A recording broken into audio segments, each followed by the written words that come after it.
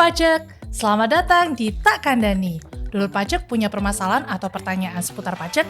Kene-kene, Tak Kandani. Halo dulur pajak semua. Hari ini saya, Gisela, akan mengajak dulur pajak semua untuk ngobrol-ngobrol nih seputar perpajakan. Tentunya akan menambah informasi dulur pajak dan sayang banget kalau dilewatkan. Tentunya saya nggak sendirian dong. Di episode kali ini sudah ada Mas Ilham selaku penyuluh pajak Kanwil DJP Jawa Timur 2 yang siap berbagi informasi dengan dulur pajak semua. Halo Mas Ilham. Halo Mbak Gisel, halo dulur pajak. Mas Ilham, gimana nih kabarnya? Baik dong. Udah siap ya berbagi informasi dengan dulur pajak semua? Siap Mbak Gisel, hari ini kita mau membahas apa nih Mbak? Hari ini kita mau membahas soal pelaksanaan kewajiban perpajakan. Seperti kita ketahui kan sistem perpajakan di Indonesia ini self-assessment gitu ya. Artinya wajib pajak itu diberikan kepercayaan untuk menghitung, membayar dan juga melaporkan pajaknya secara mandiri. Jadi nggak dihitungin gitu sama pegawai pajak. Nah, oleh karena itu kan perlu ya ada proses pengawasan dan juga mungkin pemeriksaan atas kebenaran terkait perhitungan, pembayaran dan juga pelaporan yang dilakukan oleh wajib pajak. Hari ini kita mau membahas nih satu persatu prosesnya gitu ya. Bagaimana pelaksanaan kewajiban perpajakan ini. Boleh kita mulai ya, Mas ya? Siap Mbak. Oke, jadi kita mau memulai dari curhatan wajib pajak. Dulur pajak semua ini sering telepon gitu ya, telepon, chat. Katanya tuh sering banget nih dikirimin surat cinta dari kantor pajak. Namanya itu SP2DK. Nah, sebenarnya surat apa sih SP2DK ini, Mas? Nah, jika dulur pajak menerima SP2DK dari kantor pajak, yang penting dan utama adalah dulur pajak harus tetap tenang dulu nih. Dan jangan panik, terutama buat dulur pajak yang baru pertama kali mendapatkan SP2DK. Karena pada dasarnya SP2DK itu adalah surat resmi dari kantor pajak kepada dulur pajak semua jika ditemukan adanya data atau informasi yang belum atau kurang dilaporkan oleh dulur pajak. Nah, lalu data dan informasi tadi berasal dari mana kan gitu ya? Data dan informasi tadi yang berasal dari sistem informasi milik DJP itu sendiri. Yang kedua bisa juga dari data ataupun keterangan dari instansi, lembaga, asosiasi atau pihak lain atau biasa kita singkat dengan ILAP. Karena pada dasarnya ILAP tadi wajib untuk menyetorkan atau menyampaikan data keuangan kepada Direktorat Jenderal Pajak. Oh, jadi ada kewajibannya ya? Betul Mbak. Selain itu dari mana lagi? Lalu yang ketiga itu adanya hasil pengembangan dan analisis atas informasi, data, laporan, dan pengaduan atau IDLP dari pihak lain atau masyarakat. Nah, terus contohnya ada Mas Ilham. Contohnya itu apa yang data-data apa sih yang biasanya ada di SP2DK? Yang ditanyakan tuh apa? Nah, contoh-contohnya nih data apa? Terutama data yang nilai transaksinya besar. Lalu juga ada data kepemilikan aset Mbak. Lalu juga ada rekening bank dengan aliran dana yang signifikan serta ada data faktur pajak ataupun bukti potong dari pihak ketiga. Gitu lah. Terus Mas, lanjut ya. Iya, Mbak. Ini tuh ada pertanyaan lagi. Kenapa sih saya kok sering banget nih dapat surat cinta dari kantor pajak gitu? Kenapa kok sering banget dikirim? Oh gitu ya. Iya. Jadi seperti yang sudah dijelaskan tadi Mbak, bahwa sistem perpajakan di Indonesia itu kan self-assessment system. Oleh karena itu, pemerintah dalam hal ini Direktorat Jenderal Pajak harus melakukan fungsi pengawasan atas pemenuhan kewajiban perpajakan dulur pajak semua. Nah, salah satu bentuk pengawasannya itu adalah melalui penerbitan SP2DK ini. Dengan adanya SP2DK, dulur pajak diberi kesempatan untuk memberikan klarifikasi, menjelaskan perbedaan atau memperbaiki laporan pajaknya secara sukarela. Oleh karena itu, SP2DK ini adalah langkah awal dalam pengawasan pajak. Makanya Mbak, itu sering disebut oleh dulur pajak semua ini sebagai surat cinta. Karena kalau cinta dan sayang itu kan pasti kita akan selalu mengingatkan orang yang kita sayangi. Supaya apa? Supaya menjadi pribadi yang lebih baik ke depan. Betul nggak Mbak? Betul banget ya. Jadi memang benar itu ya. Iya, begitu juga dengan DJP. SP2DK ini adalah bentuk cinta dan sayang DJP kepada dulur pajak semua apabila ada kekurangan dalam pemenuhan kewajiban perpajakannya. Supaya apa? Supaya nanti kewajiban perpajakan dulur pajak semua menjadi lebih baik lagi ke depannya. Oh, jadi karena cinta dan sayang itu bentuk perhatian, makanya dikirimi surat. Gitu. Betul, ya. Mbak. Nah, lanjutnya berarti seperti layaknya surat cinta berarti harus dijawab dong suratnya. Betul, dulur pajak berhak untuk menjawab SP2DK ini karena kalau tidak dijawab tentunya cintanya DJP seperti bertepuk sebelah tangan dong. Nah, cara menjawabnya pun bisa dengan berbagai macam cara loh Mbak. Yaitu yang pertama, dulur pajak bisa langsung tatap muka menemui petugas yang namanya tertera di dalam SP2DK tersebut. Lalu jika jarak menjadi kendala, maka dimungkinkan untuk dilakukan tatap muka secara online melalui media audio visual atau juga bisa menjawab secara tertulis melalui surat resmi. Nah, kalau dulur pajak sudah menjawab nih, tentunya kalau dulur pajak menyetujui data yang tertera di dalam SP2DK, tentunya dulur pajak diberi kesempatan dong untuk melakukan pembetulan SPT serta membayar kekurangan pajaknya jika ada. Lalu, kalau dulur pajak bisa mengklarifikasi bahwa data perpajakan yang ada di SP2DK tersebut sudah sesuai dengan laporan dulur pajak semua, maka cukup sampaikan saja ke petugas yang namanya tertera di SP2DK tadi bahwa data tersebut sudah dilaporkan sehingga atas SP2DK tersebut bisa ditutup kasusnya. Lah, kalau dulur pajak tidak menjawab atau tidak memberikan penjelasan, maka tentunya akan dilanjutkan melalui proses selanjutnya yaitu proses pemeriksaan. Begitu Mbak. Oh, jadi tindak lanjutnya atau proses selanjutnya itu tergantung dari jawabannya wajib pajak. Gitu. Betul. Ya kira-kira ya. Jadi langkah apa yang dilakukan oleh wajib pajak. Kalau misalkan tadi tidak dijawab gitu surat cintanya, lanjutlah dia bisa lanjut ke pemeriksaan. Betul gitu ya. Mbak. Nah, apalagi nih Mas pemeriksaan. Ini kalau terkait pemeriksaan itu mungkin bisa dijelaskan. Kita sebagai wajib pajak itu sudah perlu panik atau gimana nih Mas Ilham? Nah, jika dulur pajak sedang dalam posisi dilakukan pemeriksaan pajak, sama Mbak, dulur pajak yang pertama harus tetap tenang dan jangan panik. Karena pada dasarnya pemeriksaan ini adalah serangkaian kegiatan menghimpun dan mengolah data, keterangan, dan bukti yang dilaksanakan secara objektif dan profesional berdasarkan suatu standar pemeriksaan. Jadi, pemeriksaan ini biasa dilakukan apabila dulur pajak nih tidak menjawab SP2DK yang tadi Mbak. Lalu adanya ketidaksesuaian data yang cukup signifikan antara laporan dulur pajak semua dengan data yang dihimpun oleh DJP. Lalu ada juga kalau ada permohonan atau pengajuan restitusi apabila ada kelebihan pembayaran pajak dari dulur pajak semua. Dan juga ada alasan lain yang berdasarkan ketentuan yang berlaku, misalkan pemeriksaan dalam penerbitan NPWP secara jabatan. Nah, dan yang penting lagi, pemeriksaan pun Mbak Gisel tidak boleh dilakukan oleh sembarang petugas loh. Nah, pemeriksaan ini dilakukan hanya oleh pejabat pemeriksa pajak yang ditugaskan secara resmi melalui surat perintah pemeriksaan atau SP2.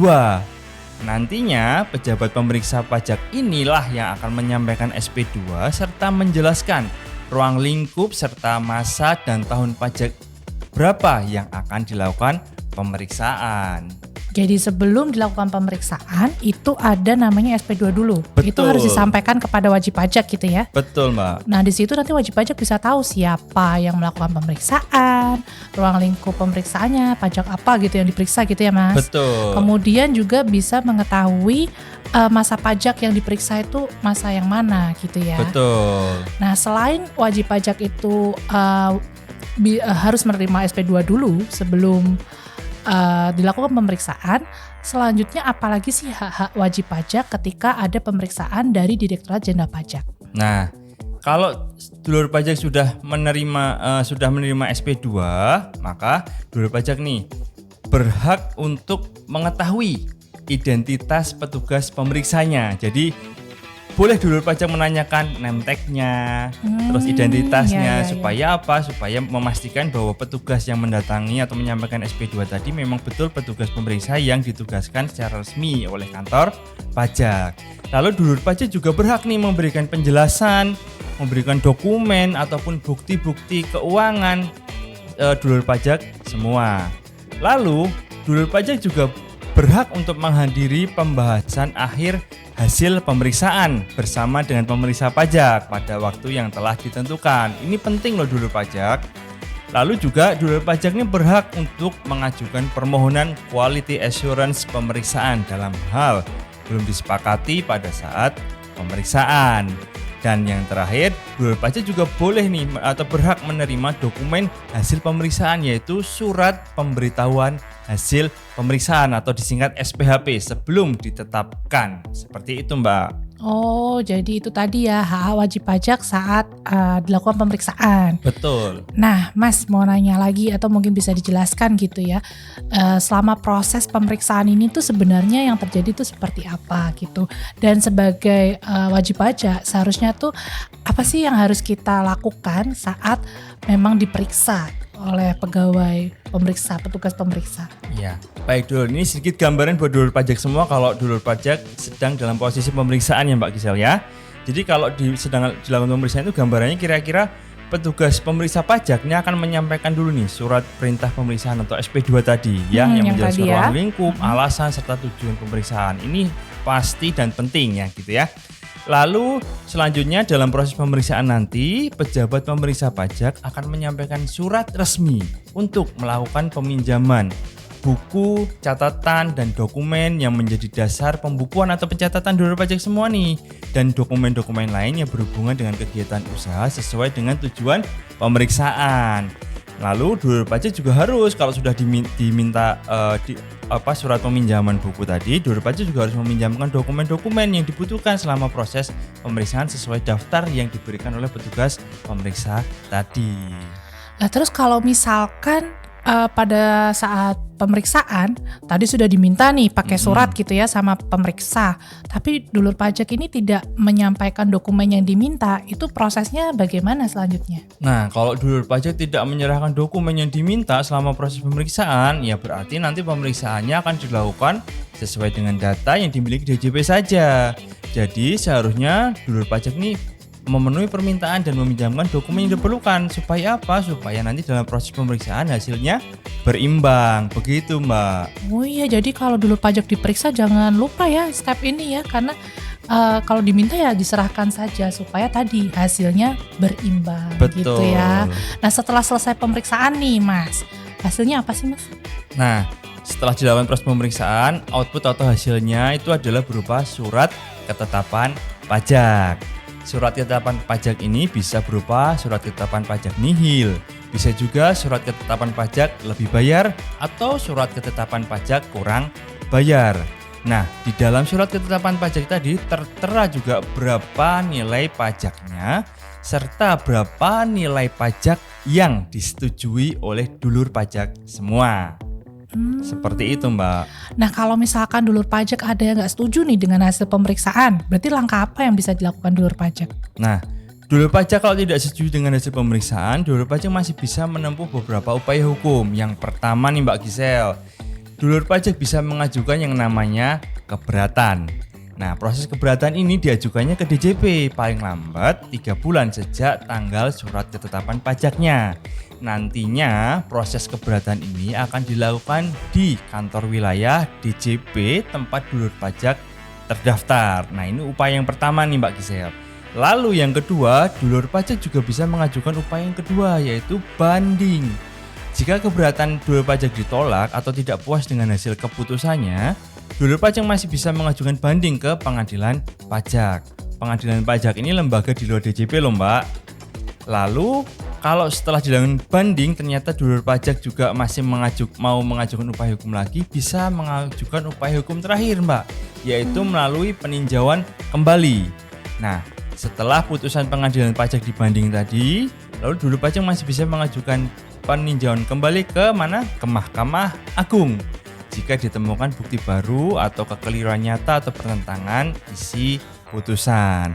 Nah, selain itu dulur pajak juga masih bisa nih ada upaya non keberatan nih, yaitu mengajukan permohonan pengurangan sanksi administrasi dan atau pembatalan STP atau SKP yang tidak benar sesuai dengan ketentuan pasal 36 Undang-Undang KUP.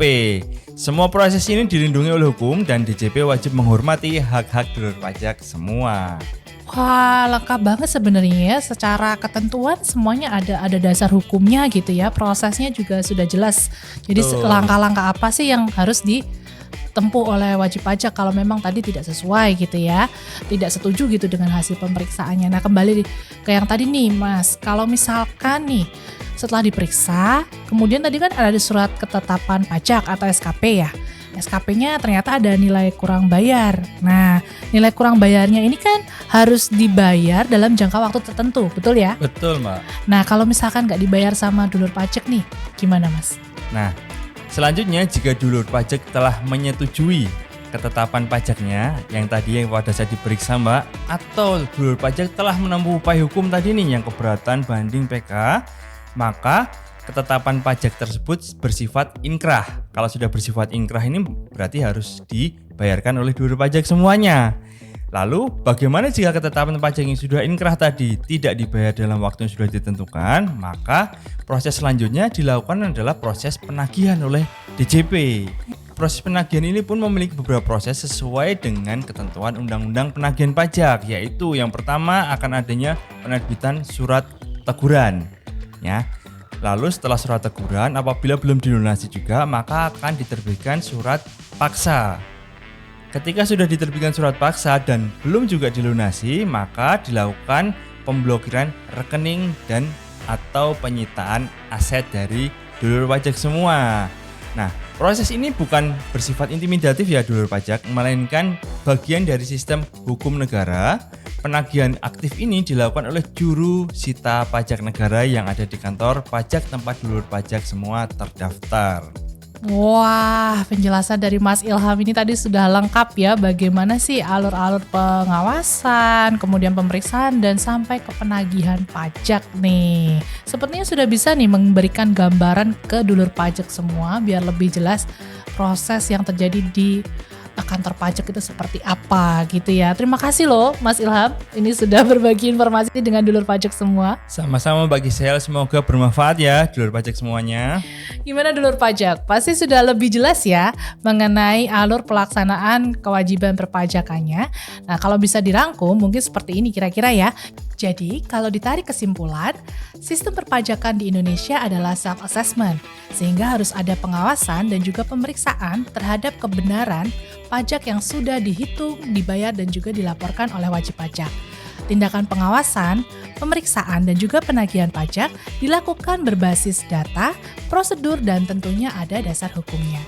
Wajib pajak juga diberikan hak dan jalur resmi untuk mengklarifikasi dan memberikan tanggapan apabila data dari Direktorat Jenderal Pajak tidak sesuai dengan kondisi wajib pajak. Jadi, semua prosesnya jelas, hak wajib pajak juga sudah lengkap. Nah, dulur pajak, mungkin di episode kali ini kita hanya membahas gambaran umumnya saja nih mengenai pelaksanaan kewajiban perpajakan. Nanti di episode-episode selanjutnya kita akan membahas lebih dalam mengenai nanti bagaimana itu SP2DK atau mungkin pemeriksaan dan juga penagihan. Jadi, dulur pajak ini wajib banget nih harus mengikuti setiap episode dari Tak Kandani. Nah, apabila dulur pajak semua masih ingin berkonsultasi atau mungkin ada pertanyaan seputar pemenuhan kewajiban perpajakan, silakan dapat menghubungi kantor pajak tempat terdaftar atau boleh juga nih untuk WhatsApp di Kanwil DJP Jawa Timur 2 di nomor 081221210210. Dan jangan lupa untuk follow kami nih di Instagram @pajakjatim2. Ingat, seluruh layanan kami gratis dan tidak dipungut biaya apapun. Nah, dulur pajak, dukung Kanwil DJP Jawa Timur 2 untuk mewujudkan zona integritas menuju wilayah birokrasi bersih dan melayani. Sekian Tak Kandani episode kali ini, kita akan bertemu di episode selanjutnya. Pajak tumbuh, Indonesia tangguh. Sampai jumpa.